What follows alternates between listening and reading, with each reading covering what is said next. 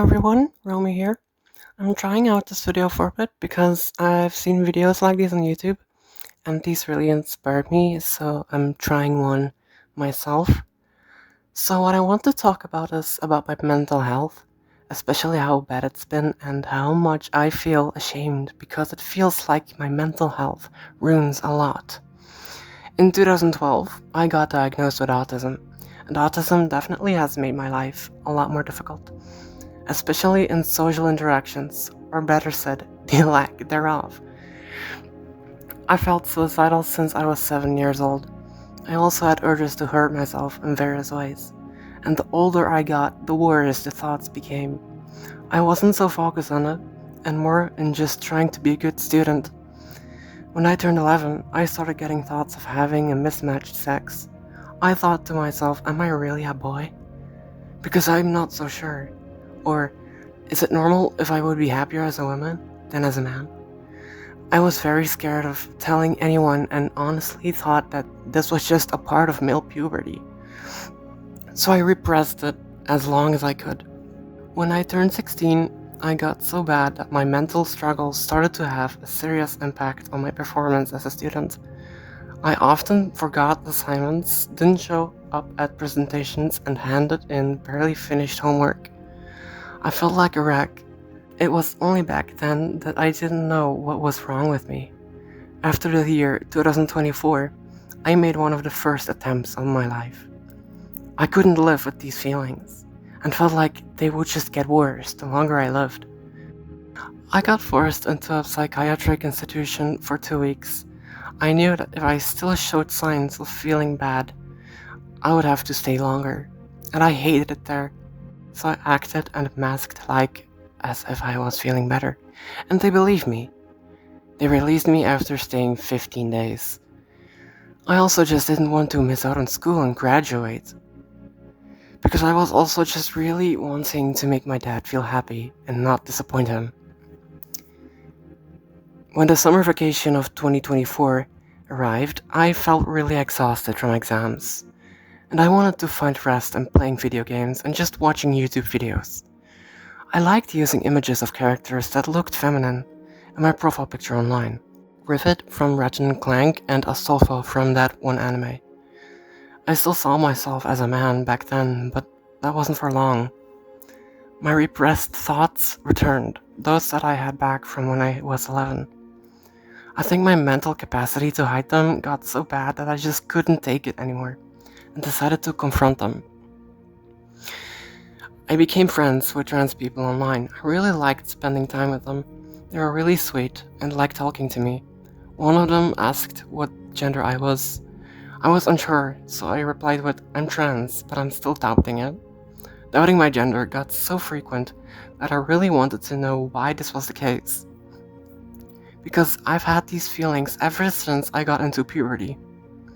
I decided to do research online and didn't really know exactly what being trans is. I joined internet forums, talked to people within the LGBTQ community, and looked up trans celebrities.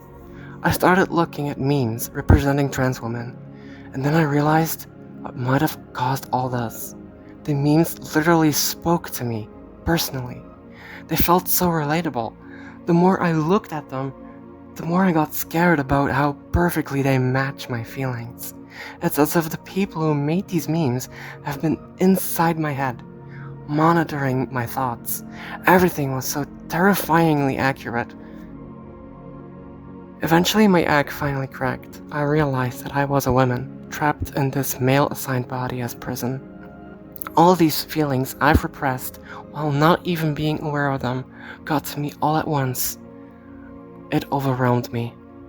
At this point, I almost turned 17, and I felt like I've spent the last 6 years going through a puberty that wasn't even supposed to exist.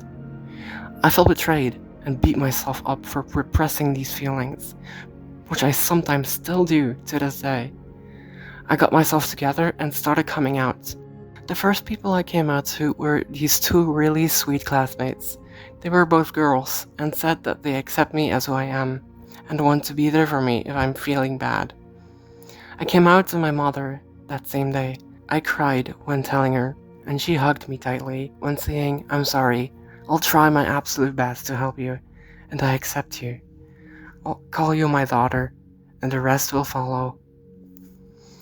It took me a couple of months to tell my dad because I had this hunch that he was gonna be less accepting than my mom.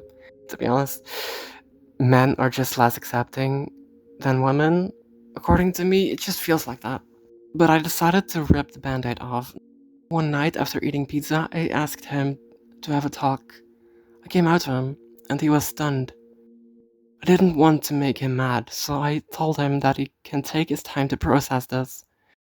Then that weekend, when I went to my mom, before he waved me out, he told me that I'll always be his child. He accepts me, and I'll always be welcome. I almost teared up because I was so happy. I eventually started making steps, doing anything to reduce dysphoria. I started going to a psychiatrist, psychotherapist, and started antidepressants. I signed up to the gender clinic and went to the administrative center of my town to request a name change. I did need a document for this for my psychiatrist, so that's what I got on March 28, 2025. He diagnosed me with gender dysphoria, and that gave me the information that it's real. And now I can start going on a somewhat painful journey that will be full of ups and downs. On September 2025, the registered name and sex got changed to my preference, Romy, female. It finally became official. The gender clinic waiting time for an intake appointment took 14 months, which to me was very long. It's now 6th of June 2026 as I'm saying this, and my intake appointment was 3 days ago. It was kinda disappointing to me what has been said to me, because not only does the next appointment take up to 3 months, but I also probably won't get on HRT this year either. Well, HRT is literally the most important priority in my life right now. The lady I talked to saw that I could autism and told me that it's important to see that my gender dysphoria does not stem from my autism, which was really disrespectful to me.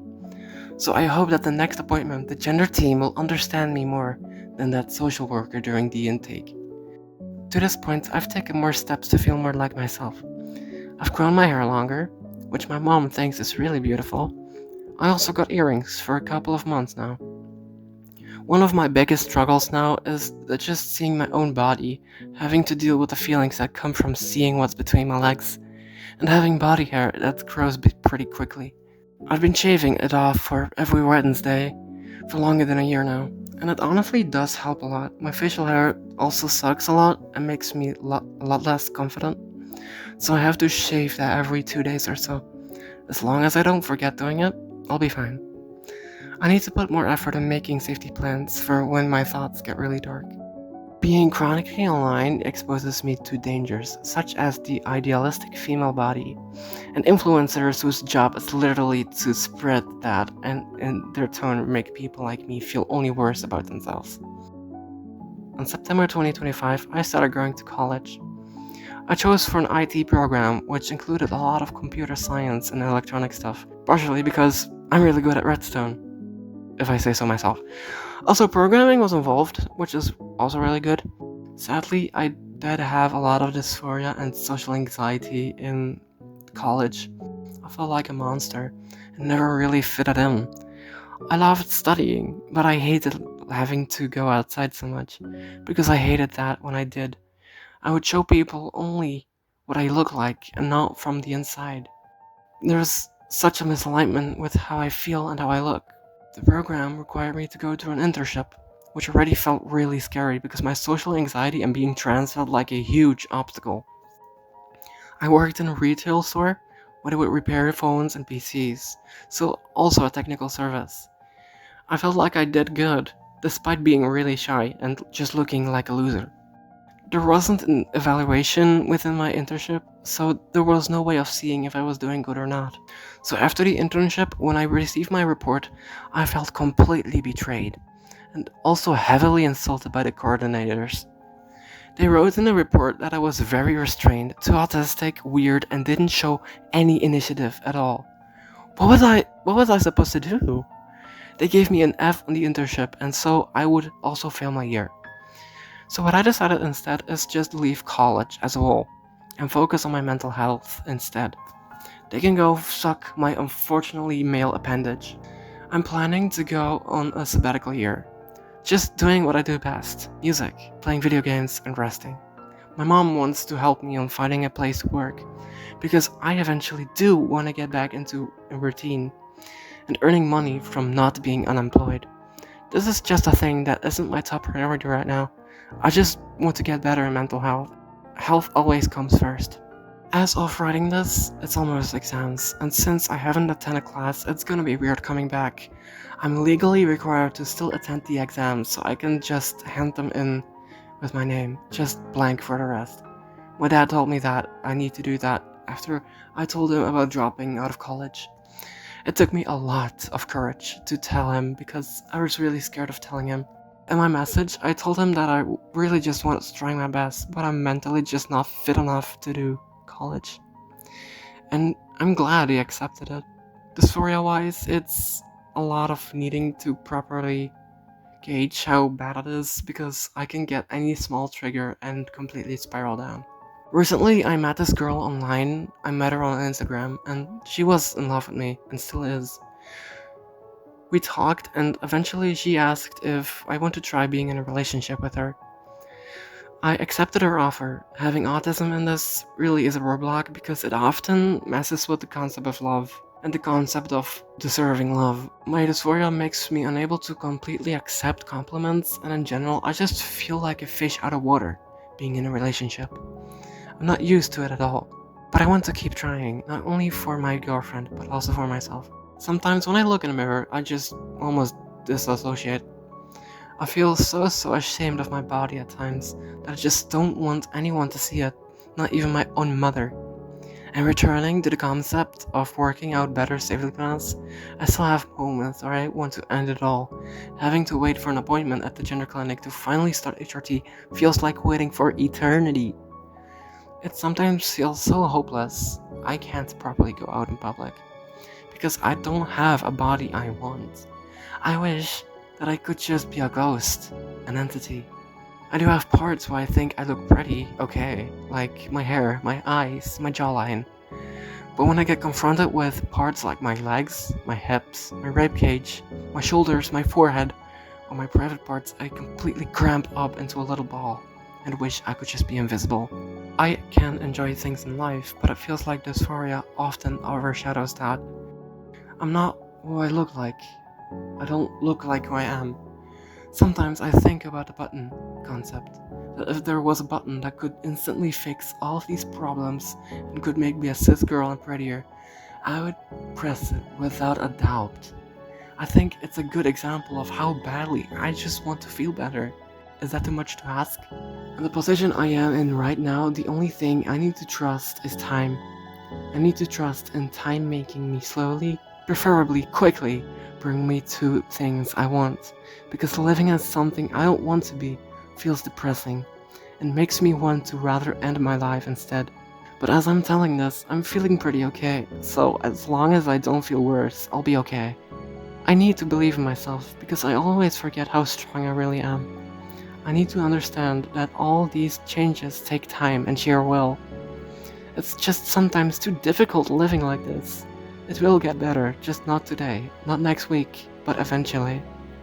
I will get better, there's hope, people support me, and I just need to believe in myself. I hope that this wasn't too much all over the place and disorganized, but I really just wanted to rant about what's been on my mind for the past months. If you are new, please do look at the music I make. There are already thousands of people absolutely in love with it. I'm sure you will too. So please subscribe if you feel like it, it's completely free.